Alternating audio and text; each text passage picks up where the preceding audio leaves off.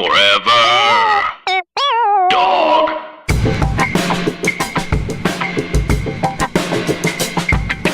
We're all here. Welcome back to Zall Good with Alexis G. Zall. I, as always, am Alexis G. Zall. Wouldn't it be strange if I were someone else, but also it was still called Zall Good with Alexis G. Zall, a show where my name is said twice, and yet I insist on introducing myself at the top of every episode. Funnily enough, this episode is not about me saying my name over and over again with different intonations. It is about talking to guests and specifically their parents or another important person in their life to get the scoop on what they are actually like. So our guest today is Burnham, who I've been a fan of for forever. He is so talented, and his specific point of view on the world and on comedy, I think, is incredible, and I personally really respond to it. He does satire in such a perfect way and takes the format of stand-up comedy and just really turns it on its head and does something really cool and interesting, which I love when people take a nice standard format and they really fuck it up in a positive way, of course. He also just wrote and directed his debut feature film called 8th Grade. I have seen it, and it is so good. We had Elsie Fisher on the show, who is the star of the movie, and she talked a bit about it as well. It's an amazing portrayal of what it feels like to be young in the modern day, really, and it explores our relationship with our phone and social media, and I just really responded to it. I thought it was great. So, without further ado, let's just get on into it. Didn't even need to Google him. Talked off the cuff. That's how you know it's a good one. For those of us who don't know, what can you tell us about Bo and his career so far? Bo's career has been kind of crazy. He posted some videos on YouTube when he was like 16. And from that, things have kind of just exploded for him. It's been pretty awesome. And what were the videos like that he would post? He would post funny songs. Most of which he's pretty embarrassed about now, but are still very funny and maybe in like a more 16-year-old way, but just satirical songs that he would write. So is music a part of your guys' family dynamic, or was that something he kind of went off and did on his own? He really did that on his own. It was kind of incredible. We were more of a sports family. Yeah, we were sort of Buffalo Wild Wings-esque family. Yeah, very sports themed. Yeah, you mentioned one chain restaurant, like I feel that. Like, yes. I feel like I have a visual of like you guys around a big game. Yeah, sure. And we are sort of a chain restaurant family. Yeah. You know, many like us, but we tend to think we're the best location. Yeah. We are franchised as, sort of sport heavy white Boston families are, but we think we got our own thing going on.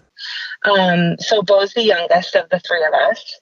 I was a big basketball and volleyball player, and Pete, our other brother, was a big baseball and football player. And Bo did sports growing up, but in the 6th grade, he was in a play and got the lead, and none of us really even knew what to expect from it or how big the play was or what his part was going to be. And we showed up at this performance, and he was like truly the entire show and was singing and dancing, and it was as if he had been doing it for his entire life, and none of us were theatrical in any way. Our parents really aren't very musical. I guess my dad maybe a little bit, but really no. We never played instruments growing up, nothing.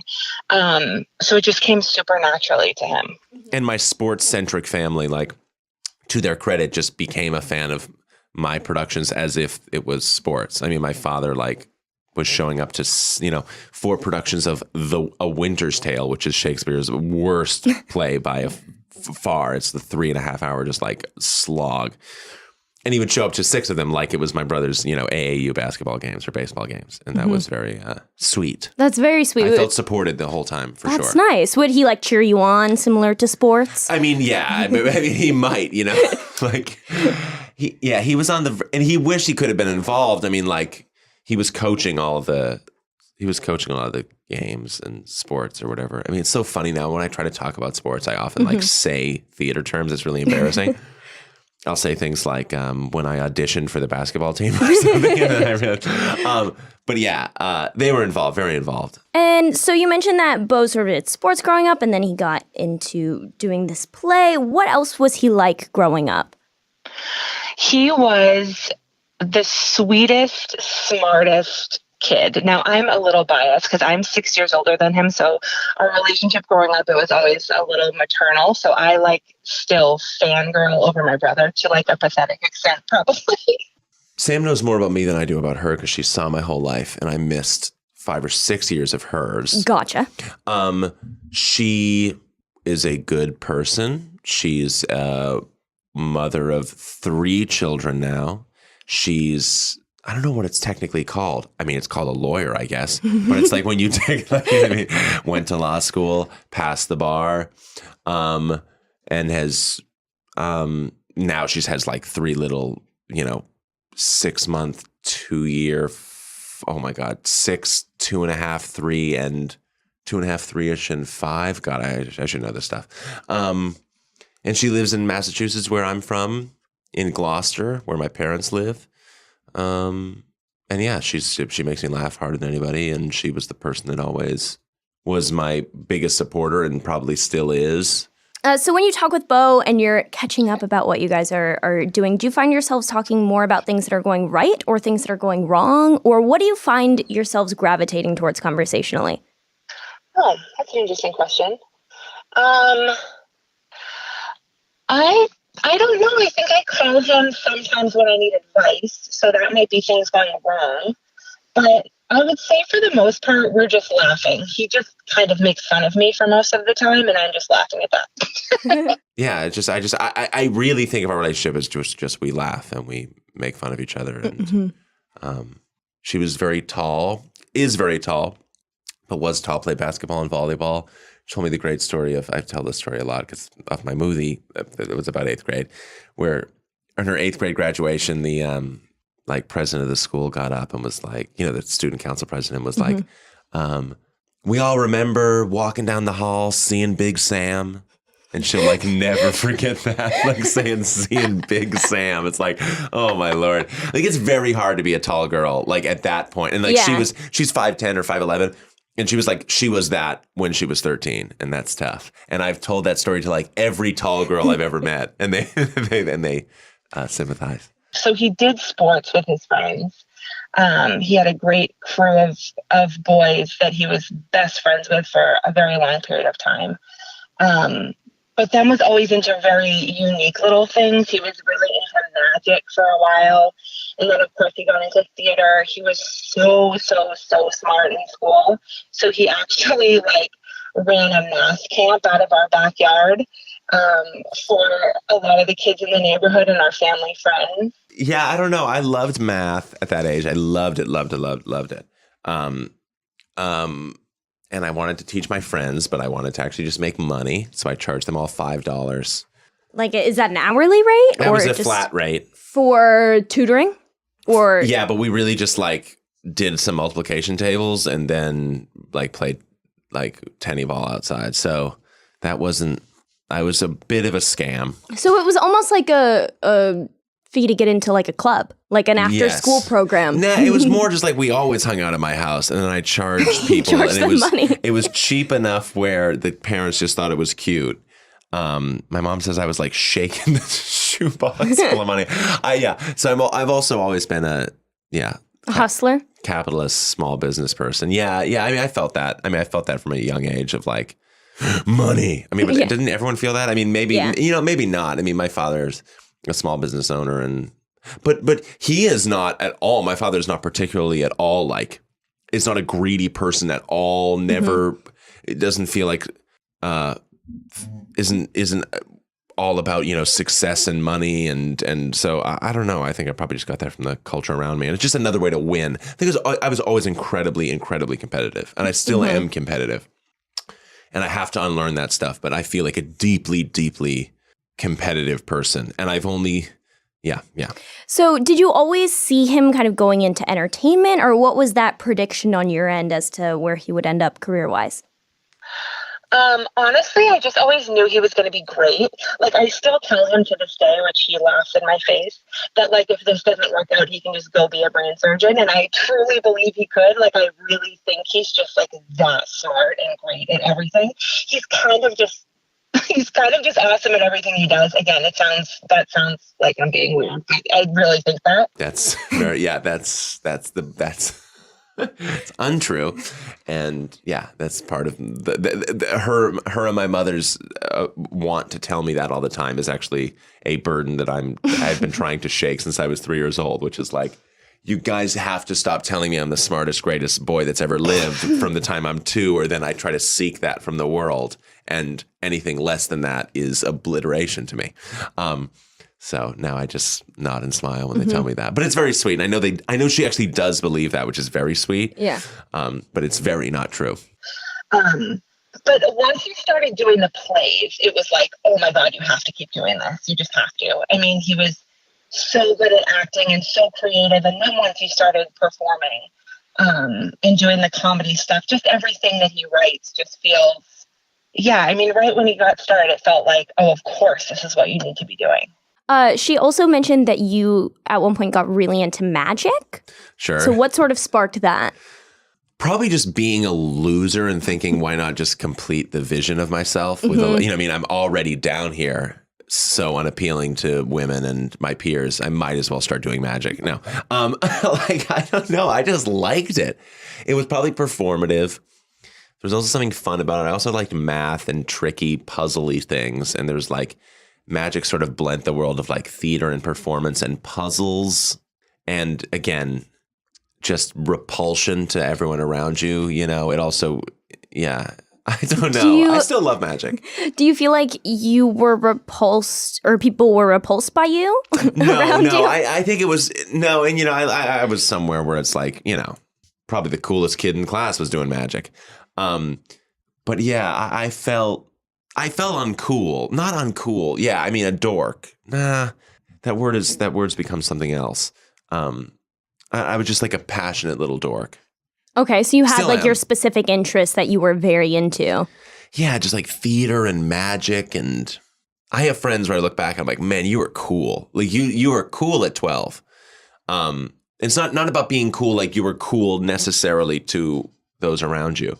Yeah, I would just always just had eccentric interests. I think there is something cool about being a young person and liking what you like and not being concerned if that's necessarily like the coolest thing. I think that gets cooler and cooler in hindsight as you get older. You're like, oh, I was confident. Yes. Yeah, I think so.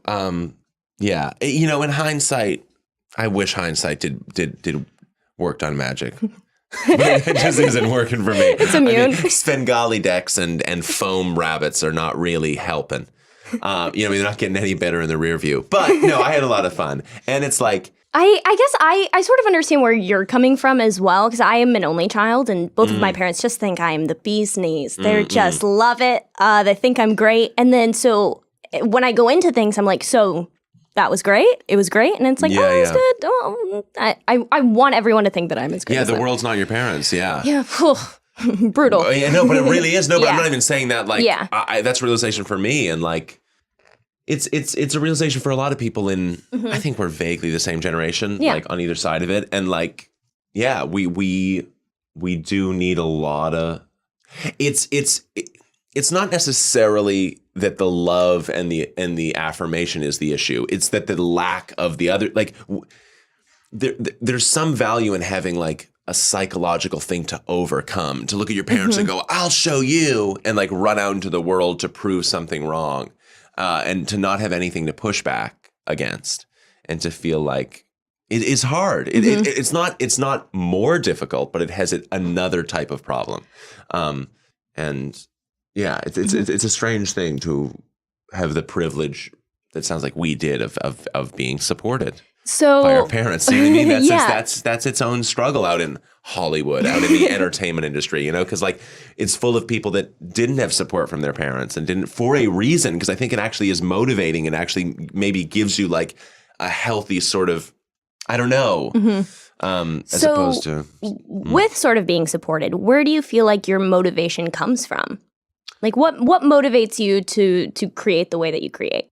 One would be that, that I was doing little shows when I was 2 years old for my sister and my mother, and they were telling me I was the greatest, smartest boy in the world, and that was my first taste of affirmation, and I'm now seeking that from the world. That's thin. That's a pretty thin thing that I think I'm is only existing in a kind of reflexive way, not in like an actual deep way. Mm-hmm.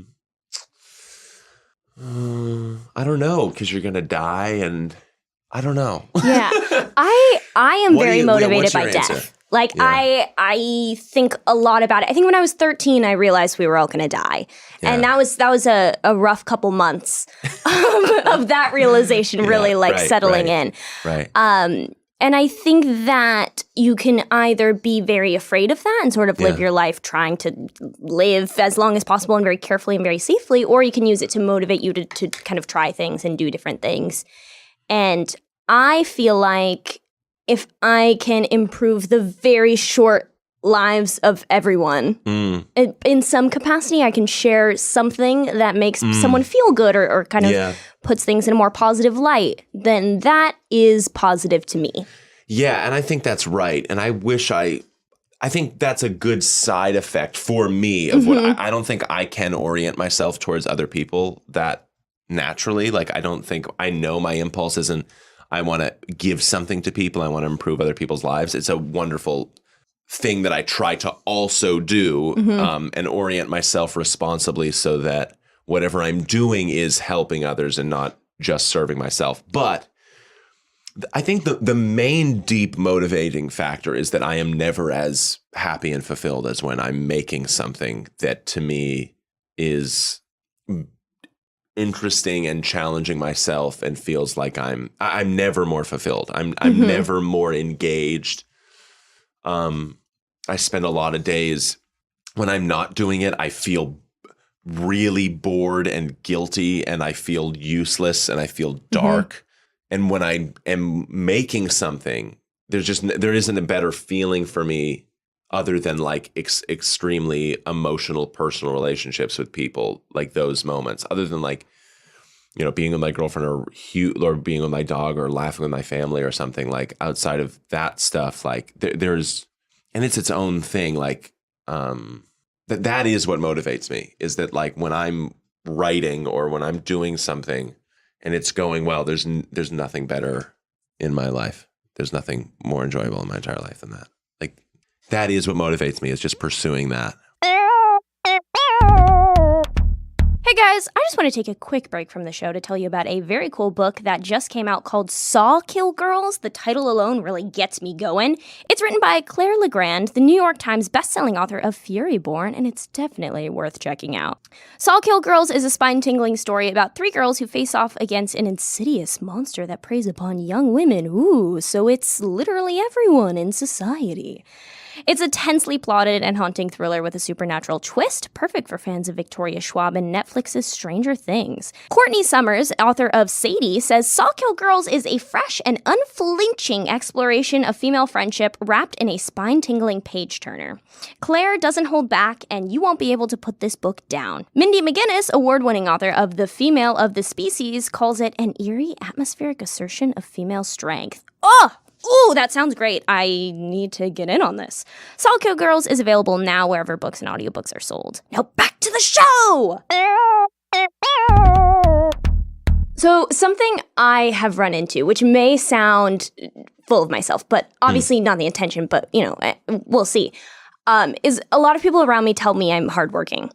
And I feel like a lot of people are just less motivated in the direction that I am motivated, and so it appears that I am hardworking when in fact that is what brings me joy. Yeah. Relatable? I don't feel hardworking. Yeah. I don't either. No, but I really am not, and that's like not being humble. Like I have a real lazy streak in me. I can really procrastinate. I tend to like sit around and do nothing, and then finally waiting for something to happen, and then all of a sudden something will happen and I'll work really hard straight for a long time. So yeah, I wish I was. I'm saying you're doing a lot. You do a lot more than I do. I can't multitask. I can't do a bunch of things at once. I'm not good at that. I don't exist well in that space. I have friends that do it, and I'm very, very jealous of them. So you like to sort of have one project that you're putting all of your eggs into and really focusing on? Yeah. Just sort of one thing at a time that I kind of just like, it's the only thing, and then I turn over and then it's maybe something else. I've had kind of things going, maybe two things going at once, maybe kind of, but not really. And then I just want to think about it all day and I want to talk about it all day. And it's hard to live with. Not for me. I'm saying my stupid girlfriend. I'm saying I feel like awful for her, that she has to like deal with my stupid behavior, not my stupid girlfriend. When you find yourself procrastinating, this is just a question out of my curiosity. I think it's interesting to learn about people. When you find yourself like putting off work or procrastinating, or as you kind of have said, like feeling lazy, what do you find yourself doing or like gravitating towards in that sense? Like, are you scrolling through Twitter, or are you like reading a book, or what is that for you? YouTube. I'm on YouTube watching videos. What do you watch? Everything. Okay.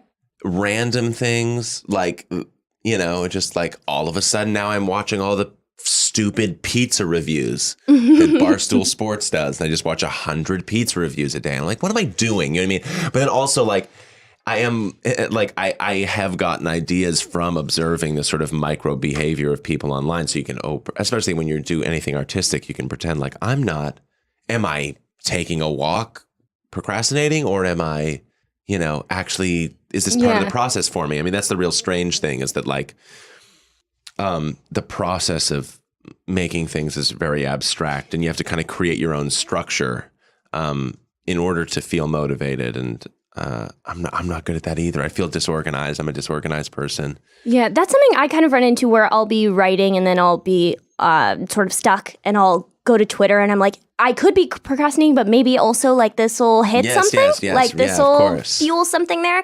And I think that that's always an interesting sort of conversation, which like, I don't know what is true. Yeah, well, it's never been more of a, I mean, the internet is such a thing to look at. I'm saying there's never been a more tempting.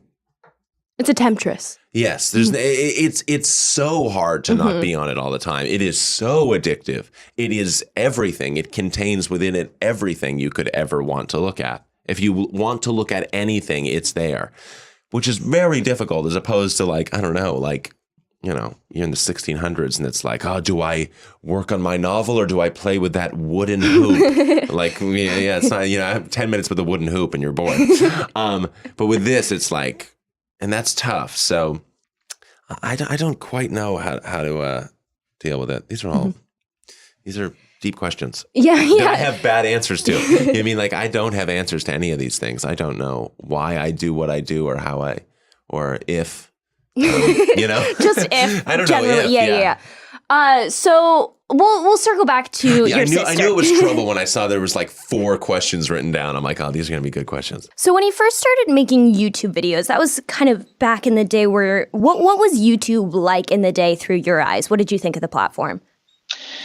I guess I didn't really know that much about it. It, of course, wasn't like it is now, as mainstream. So now, there's so many bloggers and performers and people putting themselves out there, and it wasn't really that way. So I think we were a little nervous for him, just for him putting himself out there, and like the comments that he would receive, and who was going to be watching it and where it was going to go from there. It was a lot more unknown than it is now. So I think it was a little scary at first. And when was the first sort of moment you saw YouTube turning into something more for him? I think it was honestly pretty early on, because he started getting contacted by agents pretty soon after. And that's when I was kind of like, oh, this might actually turn into something. I was the youngest comedian that was performing for 7 years, or like for 8, like basically I started on the road when I was 18, and until I was 25, I was still, there was no one around my age the entire time. And then it was like, I remember like Pete Davidson. I saw like Pete Davidson for the first time, and I was so happy, where I was like, I love this kid. I think he's great. I'm so happy for him. And that was really, and I'm not saying that as I'm a good person. I was so surprised by myself, and I was so thankful I felt that way. And I'm saying, I just made a movie or whatever. I look at filmmakers around my age and I'm in awe of them. I think they're way better than me. I went to see First Man, and I'm like, oh my God, Damien's a genius. How does this happen? So I have actually been, that's probably just it's also getting older. That's the other thing. Yeah. You will get older too eventually. Yeah, that's, also like. I feel so different than I did when I was 20, when I was 22, you know? Yeah, I feel like with the sort of, afraid isn't the right word, but being conscious of like, okay, I'm the youngest person now. And then like see, other people we will be the same age. Yes. That's something that I think about all the time with like social media. Because for a long time when I was like 15 and making stuff, it's like, wow, you're 15. Like that's so cool you're doing 15, that. Yeah. And then now even as ridiculous as it sounds, at 20, like I look at people who are 16 and like popping off and like doing great things. And I'm like, whoa, hang on. I am now older than them. Yes. I was on that same, it's rough. And I mean, the world of YouTube though is its own thing. I was sort of isolated because I went to this world of like older things where there weren't a lot of, I didn't have to see a lot of young people pop up where I was at. And YouTube is just, it's changing so quickly, and there is a lot of competition. I don't know. I don't know how you deal with that. I also don't know how you deal with it when the sort of momentum of YouTube, like other things, but like that momentum exists and change month to month. It's crazy. And you have literally the insights into exactly what's happening. And that's the worry that I had, and I have to sort of get away from, is that like, in order to be a creator or a self-made whatever internet person, you're encouraged to keep track of the very thing that's like really toxic to keep your eye on, which is you should keep track of your engagement and who's looking at you and how much they're engaging with it, and read comments and respond to your audience. And that's tough. That's psychically tough on people, I think.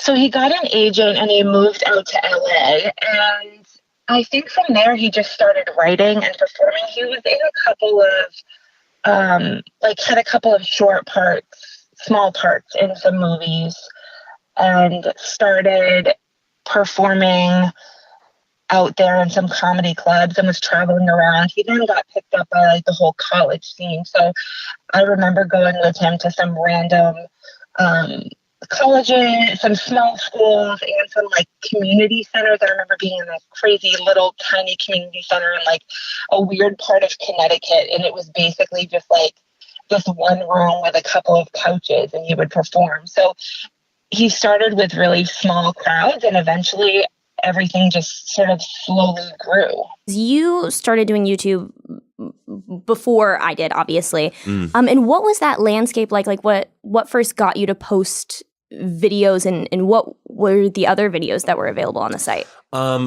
I had written some songs I wanted to show my brother who was in college, and someone said like, post them on YouTube. It's this site called YouTube. And I was like, what? I mean, like literally, that's like very funny. It's like, I sound like I'm like, and then I ate a cheeseburger for a nickel, but it really sounds like that old.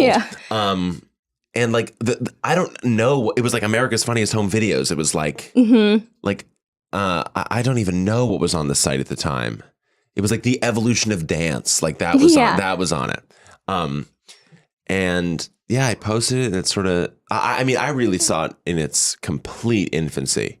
Like it was nothing like it was today. You know what I mean? It was like, all your video titles with, lowercase, and nothing was anything. And the trending page was actually just full of like random video. There wasn't even a trending page. I don't think it was like featured videos or most viewed and I remember I was in the top 20 most subscribed YouTubers when I had like 12,000 subscribers.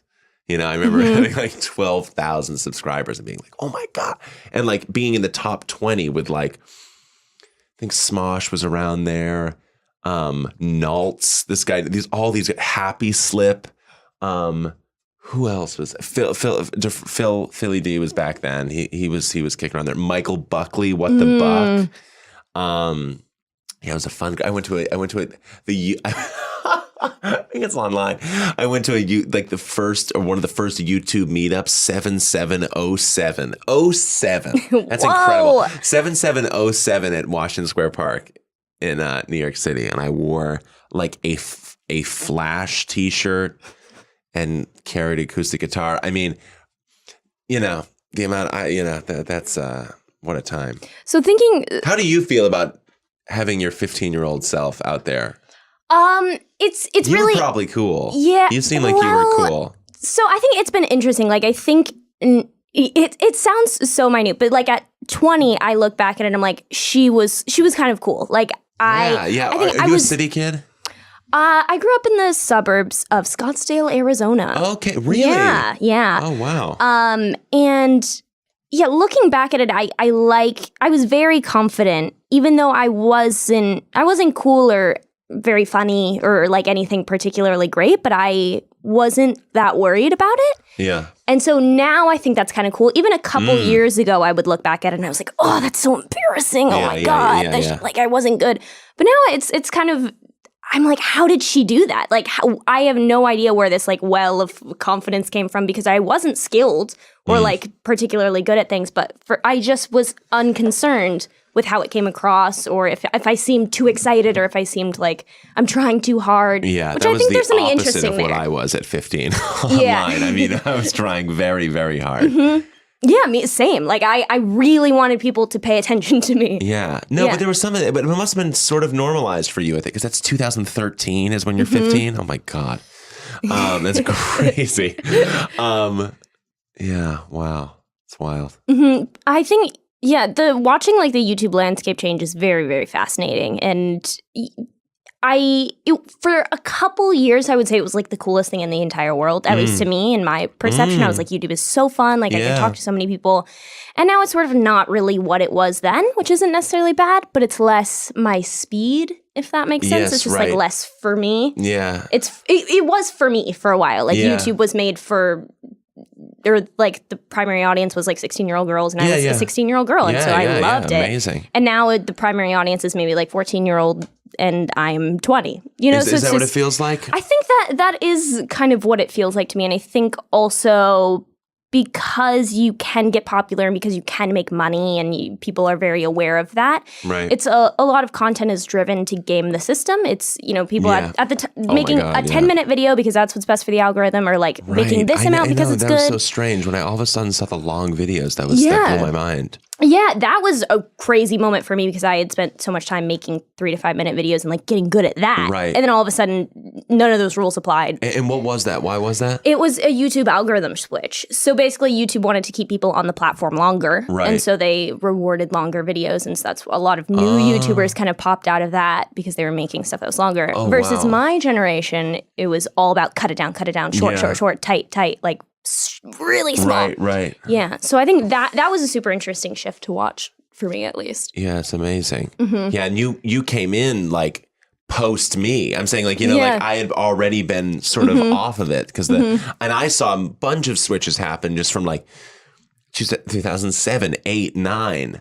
Yeah, it's crazy. It really is watching like a medium in just fast forward. It's so interesting. So when did you sort of realize that via YouTube you could make more of a career out of it? Or when did that shift happen for you? Well, it was kind of just like immediately, like I was doing these songs also like at my like community playhouse or whatever, like just like on Friday nights when all the kids would go there and like the bands would play and stuff. And so was your goal to be a comedy musician, or what was kind of your headspace then? No. My goal wasn't really that. My goal was to do theater in college and then maybe try to become a comedian, maybe. And then I stumbled onto this thing that worked and realized like, oh, I can perform. But I pretty quickly in doing the YouTube videos, I was like, I want to perform. And it wasn't like I wasn't getting away from YouTube. It just wasn't what I wanted to do necessarily. I didn't want to make videos. I wanted to perform them, and I would perform these songs. And when I performed the songs that were posted online, people would laugh a little bit. But when I performed songs that no one had heard online, then it'd be a real react because you hear people react in real time to it. So I quickly kind of realized like, I think like in 2008, I released a CD that was a live CD, but it was all the songs I had posted on YouTube and sort of as its own idea. And then I was like, okay, now I'm going to build the next one, the next hour, and I'm not going to put any of it online. I'm going to build it as a live show that you come and see and you haven't heard any of it. And that was just because that's what my interests were. So for people who don't know much about like the logistical side of the industry, so if you're making this like hour of content, are you then going out like with your agent and trying to sell it, or what's sort of like that story? No, I mean, it's sort of like I have a little built-in audience that I had gotten sort of from YouTube and touring a little bit at the time, and I'm just booking shows, and it's like you book a show, you book it with a venue, or a college hires you to play for their students, which is different. Those are two different things. A college hires you, they pay you a flat fee, it's an open free show for the students and a bunch of students show up or they don't. And I was sort of lucky at that time where I was just having a lot of college kids showed up because I was sort of their age. And so I was sort of built for that audience at the time. And then the other stuff is just like, you know, I get booked at the time in 2008, I was getting booked at comedy clubs where it's like I get booked at the Tempe Improv for 5 shows. And then I tweet out to my people, come to my show and it's just up to me to sell the tickets. And they either show or they don't. It was really hard at first to get people to translate into coming to my live shows because people liked me online, but had no interest in coming to see a live show necessarily. And also my videos had 1 million views or whatever at the time, but it was like there wasn't Twitter or Instagram or some centralized place. I'd have to like post a video being like, I'm going on tour. And then like, really it was probably like, these are relative numbers, but probably selling, 200-300 tickets or something. And it took a while and years of doing multiple shows to sort of build that up. And then I set it on fire, walked away because I'm an idiot. Hey, women! And anyone else who's interested in hearing this. Lola is a female-founded company offering a line of organic cotton tampons, pads, and liners. And now they offer sexy sex products, too! The founders of Lola are 2 women who started their company with a simple and obvious idea. Women shouldn't have to compromise when it comes to feminine care products, which I love. Unlike many major brands, Lola products are 100% natural and very easy to feel good about in the bod. There is no mystery fibers and no doubt about what is going in your body.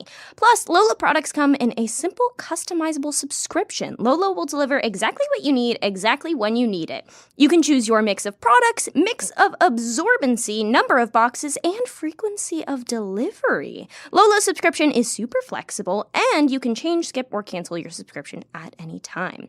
I personally am a big fan of this company because I love a nice women-driven business. And you may know Lola for its line of period products, but now, drumroll, Lola offers sex products made with women in mind. Condom, lubes, wipes. There are ultra-thin lubricated condoms that are made out of natural rubber latex and individually tested for contraception and STI protection. So if you are getting that dick, get it in a way that feels great and doesn't compromise health and protection and safety. Lola's personal lubricant is hypoallergenic, so everyone can bang, and it is made with 95% organic ingredients and perfectly mimics natural feminine moisture and maintains a healthy pH balance. Get out there and get some sex, everyone, in a safe, lubricated way. You can feel good about your purchase because for every purchase, Lola donates feminine care products to homeless shelters around the U.S., which I have recently started learning about this, is a big issue. There are tons of people who get their period and cannot afford period products, and that then becomes very problematic for their lives. Go get your Lola product today, and for 40% off of all subscriptions, visit mylola.com and enter promo code ZALGOOD when you subscribe. For 40% off all subscriptions, visit mylola.com, enter promo code ZALGOOD when you subscribe. Don't be a fool. Buy Lola. Let's talk about the fire. So like, what is that sort of shift look like for you? Well, yeah, so I've been doing it probably about 10 years. And that's like live shows and live YouTube shows. and yeah. I did sort of 3 full shows. Other than that, I did like an EP and a CD that were like YouTube stuff, which were amalgamations of whatever. But then I built 3 shows that were 3 specials. And I was just kind of done. I was having panic attacks on stage and I just wasn't enjoying it. And it was just stressful for me. I was like, this can't be the peak of my life in terms of enjoyment. There must be something I can do that I enjoy more than this. And it really was the success that kind of freaked me out. Like the panic attacks did start like specifically when it got to 2,000 seat theaters or something. It just, it felt too big and abstract for me. I think I could go back and be all right. Like I kind of want to go back, and I've been itching to get back in front of people because, I just stopped, and I had written this script, and I just thought I need to do something else. It's something you'll find. I'm saying you've sort of been choosing your own path as you go. But either way, but I felt like I need to re-choose my life. I'm not just because I fell into something when I was 16 years old doesn't mean it's what I have to do for the rest of my life. And like what if this hadn't happened? What if I didn't have this success? And I'm 25 or 4 at the time. What would I do if I didn't have to? Because that's, and you really see that on YouTube with some people where it's like they're literally playing the character of themselves that they invented when they were 14 and they're 30 now or something. You know what I mean?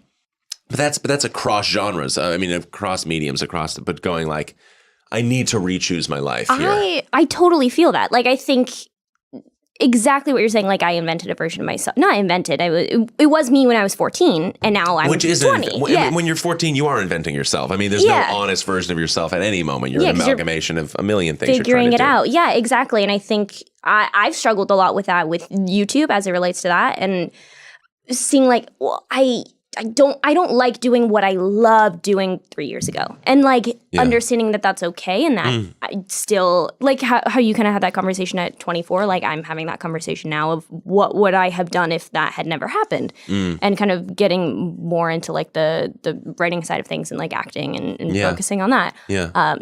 Super interesting. You are saying a lot of things that I think about often, so that's cool. Yeah, well, it's also a privilege of, you know, a certain amount of success. You know, some people have to sit down and just make money, as most people have to do. But I was also at the point where I'm going, I made money and I saved money and I don't need money right now. So what am I doing? Like, why am I doing this? Like, just because I can go on another tour and just because this is growing, I need to grow it. I'm not happy. I'm not happy with this. I'm not fulfilled. And why am I in this? Like, as much as you owe it to people to, I don't know, you owe it to if you're lucky enough to be in the arts, I think you owe it to the arts to, I don't know, engage with it on as deep as soul level as you can. And I don't think punishing yourself is, you know what, I actually hate speaking in the second person. I really, because I don't like speaking for other people. Like, this was just for me. For me, I'm going, what am I doing? Like, and I had nothing to say. I had nothing else to say on stage after the last special I made. I was like, that's kind of what I had to say. Yeah. And now I need to talk about something else. And so not about myself specifically. Is that where 8th grade kind of came into the picture? Yeah, weirdly, 8th grade was written like after the special. Before that, I did the special, my last special called Make Happy, and I did one called What. And right after What, I wrote 8th grade because I was tired of it. I was like, I can't do this anymore. I'm quitting stand-up. So did you... And then What did so well that I was like, shit, I have this big audience now. So Make Happy was actually like, okay, I can play these big theaters that I've finally can play these big theaters I've always wanted to play. So I'm going to write a show designed for theater, finally do the thing I wanted to do, and then get and make the money, pocket it and get out. But and that's what I felt like I did. I felt like I at least like I did what Make Happy. This last special I did was like, I spent 10 years trying to make that show, and then I finally made that show. I really feel like everything else was just like was leading to that. So I'm happy that was, even if I end up going back to it, it definitely is like the end of something. It's the end of a chapter of my life. Bo recently wrote, directed, and released a movie called 8th Grade. Were you sort of privy to the fact that he was writing that early on, or when did that come onto your radar screen? Yeah, he wrote that a while ago, and I read the script a long time ago. He shared that with both my mom and I, and I fell in love with it instantly. He just has such great ideas, and the movie is a lot about anxiety, and I have a lot of anxiety, so I think he was excited to share that with me, just, you know, him sharing this story through the voice of a young girl who has maybe had a lot of the feelings that he knows that I've had within my own life. So, yeah, he shared it with me pretty early on, and I just fell in love with it. So, with kind of like, you've now at this point written the script for 8th Grade, because this was before the last special. So then what is the process like of taking that around and turning the script into a movie? Yeah, it's a long and just like frustrating. And again, I'm in a privileged position that probably a lot of unknown filmmakers are not in. And it was still a huge struggle. And I had to, you know, meeting with tons of production companies and giving them the script and them liking the script or not liking the script, but not thinking it was going to be made. And I don't know what this is and how much money is it going to be. And I did that for 2 years. And then eventually after my Make Happy came out, I was able to kind of go like, I sold 100,000 tickets last year. So if 100,000 people, if only the people that bought tickets to my live show came to this movie, you'd make half of your budget back or something. And at that time, but it wasn't that. At that time, I happened to have my producers come out in the right time, and A24 and Scott Rudin, and there were just some lucky things. You just have to get super, super lucky kind of at every step, and you can't get unlucky. That's like the problem, and that's like the problem of making a movie. It's like, man, I when I look back at the movie, I'm like, I got really lucky at a few times, and I didn't ever get really unlucky with something, which I've seen that happen to people where it's just like, shoot, like, you just happen to have to do this with this person, and it had to be released at this time when that didn't have to happen. And it just, it's a minefield. Everything's a minefield. So how did you take the skill sets that you had learned through like YouTube and doing your live specials and translate that into directing a film? It's weird. I just had always felt, I even say this. I just felt like I could do it. I actually felt like, and I more felt like I was constantly trying to translate the skills of the movie into my stand-up. I was going like, I'm really supposed to be, when I was doing my stand-up show, I was like, I'm meant to be, or at least I felt like I'm meant to be working with actors. What I'm supposed to be doing is staging a scene, and that's what I fell in love with. For like, I never felt more correct than when I was like in my high school theater program, like working on a scene, cutting a script, staging a scene. Like I always felt like I should do that. And then when I got into stand-up, I was like, okay, well, stand-up's just standing up talking. I'm going to make it into this big production where there are voices talking to me, and I'm going to try to make this film specials feel like movies with like actual. So it was more like, as much as, I always felt like I was, I don't know, because I'm trying to give advice too. I don't want to give advice, but it's like, when you feel that thing in you that you feel like I can do this and I should do this, you should do it, know? But I felt like I can do this. And not make a movie. I was very intimidated by making a movie and the production, the technical elements of making a movie. But like, I feel like I love acting. I don't do it, but I love acting. I love actors. I love working with actors. So I was just desperate to do that. More than anything, it wasn't more like, how do I also, oh my God, I'm so rambling and like actually incoherent. I'm very much about like treating every medium differently and not trying to, because I was told very often, like, what's the movie version of your stand-up, or what's the TV show of your stand-up? And I was going like, that's not how it works. No. And like the show is built the way it is because it's a live thing you're watching on stage. That's the meaning of it. So I always thought like, when I do a movie, like, I want to do something completely different, like, and because like my show is the least naturalistic thing in the world, my live show, and I think the movie is trying to be very natural, very underwritten, very not clever. So I guess what's like the prep process for going into a movie? So were you focusing mostly on like the working with the actors and the rehearsals, or what was sort of the process like ramping up to filming? Yeah, so I got really lucky, which is that I got the green light, which is like when you get permission to make the movie and you get the money secured, in November of 2016. And because it was a middle school movie, we had to film in the summer. So I had, 8 months or something where I had 8 months before pre-production was even going to start, which is pre-production is a process where, 6 weeks out from making the movie, you're actually starting to dig into things, hire people, scout locations, get costumes, cast, all that stuff. So I had 8 months where I was like, okay, I'm going to read, a book on movie making a week and watch 3 movies a day and just try to like give myself a crash course in what actually making a film is. And then, just like a huge process for me, like in anything, is like wandering around listening to music at night, walking in circles, just picturing things in my head. Just like, I like to try to give myself the feeling of what I'm going for. Like I really like try to feel it first. Like, what does this thing feel like? And what would how can I walk around? So it sounds ridiculous, but how can I walk around and think of something, maybe listen to a piece of music or something, like, and give myself the goosebumps I'm thinking of, like, because that's, and even in my live shows, it was that, where it was like, I think I come from a place of wanting to give something experiential. So that's the prep process for me, is just like trying to experience it a little in my head and try to like really fully grasp the feeling I'm trying to give of this thing when you watch it. And that is what doing stand-up and certainly doing YouTube translates really well into other things. Is like it's really good to know an audience, to know what people like, not to have to pander to them, but to understand what people respond to. That's a huge value that some people creatively don't have. You know, they know the technical stuff in and out. They don't know what people are like, what people respond to. And that's very important. I think especially in the world of Hollywood, we really lose sight of who the people are that are watching this stuff. And so in terms of like seeing the movie, what was that like, seeing the script at an early stage and then watching it come to fruition?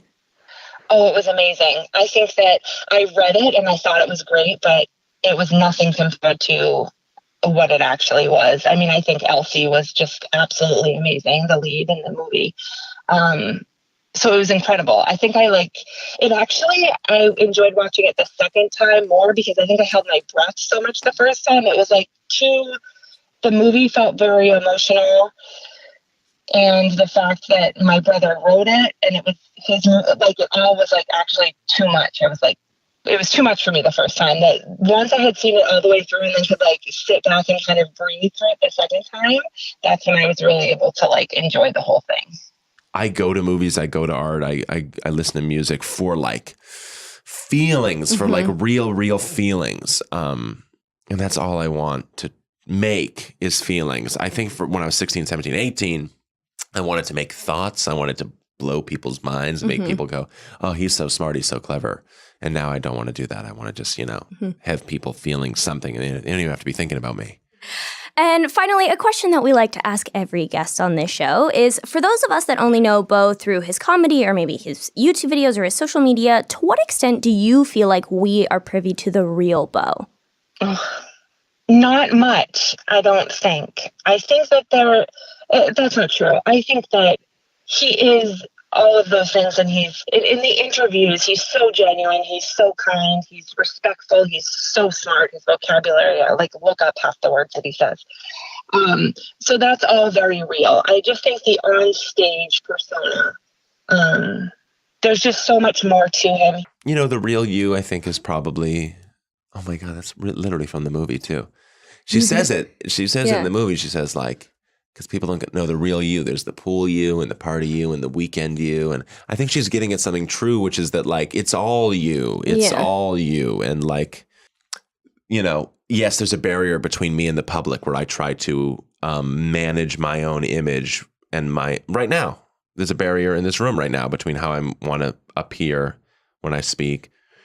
A sort of presentation I'm doing and a lying I'm doing in presenting myself to you, to the listener. There's also that barrier between your head and your mouth. There's a barrier between that and yourself. People find out that there's a real you that you're not even aware of, that you're lying to yourself about. So all that's to say, like, not attacking the question. I think it's a great question. I'm saying I think being alive now is all of those yous being sort of valid. He's definitely more introverted. I think, when he shows up somewhere and everyone sort of gathers around and anticipates that he's going to be the loudest in the room and tell a bunch of jokes and make everybody laugh. And he's just a little quieter than that. He would actually more likely be the person in the corner of the room talking quietly to someone about a smaller issue. So like the comedian Bo, although he is insanely funny, it's usually a little bit more of like a sarcastic, quiet, funny than it is like a captivating walk into a room and be like the clown, like that guy. He's definitely not that. So I do think the audience and his fans know him, but I just think that there's a lot more to him. He's a serious guy. He's introverted. He can get anxious, but he's also brilliant and so funny and charismatic and all the things that everyone sees too. Yeah, I'm a different person at home. Yeah, I'm a different person with my friends. Yeah, I'm a different person with my family. I don't think one's real. I think they're all real. I think the way we hope to be seen by the world is maybe a realer version of ourselves than how we really are. I do think that. I do, which is why I think which is why YouTube is so interesting specifically, and why social media is so interesting, because it is this weird, and it's become very recently like this. That's what kind of I see from young vloggers connecting with their audience. It's kind of an understanding that it's an honest performance. It's an honest lie about it. And that to them is much more true than if the camera were outside the window filming a person that didn't know they were being filmed. That is kind of the truth you bring. That's the real truth that matters now, is what is your performed truth to other people? Because your private truth is dead now. There's no private moment anywhere. We all know that like the CIA is like looking at us through our webcam. So like that version of ourselves is going away. So it's like, who is the you that you present to the world, which is increasingly becoming the you that you're being most of the time. And that wasn't the case. You know what I mean? That was the thing in the 50s that you maybe brought to the gazebo during the, town's centennial celebration or something. You were in public. The sort of public performance of ourself is everywhere now. I noticed that I recently watched some home videos of like when I was a baby, and it's my parents and sort of like my first birthday party or second birthday party. And I was in awe of the way people behaved, because now I whip out an Instagram story and all my friends are influencers. So there's a little like, oh, this song is on, let's dance to this, or I should say this, I should make a joke here.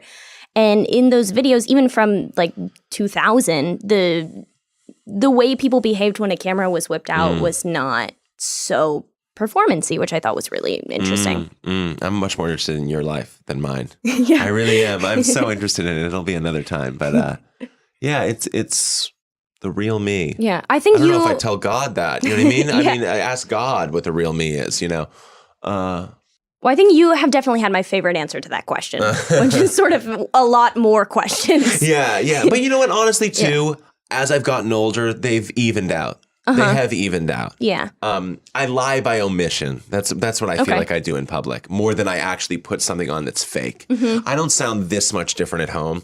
I'm just not saying everything I'd say at home. Just like no one should, Yeah.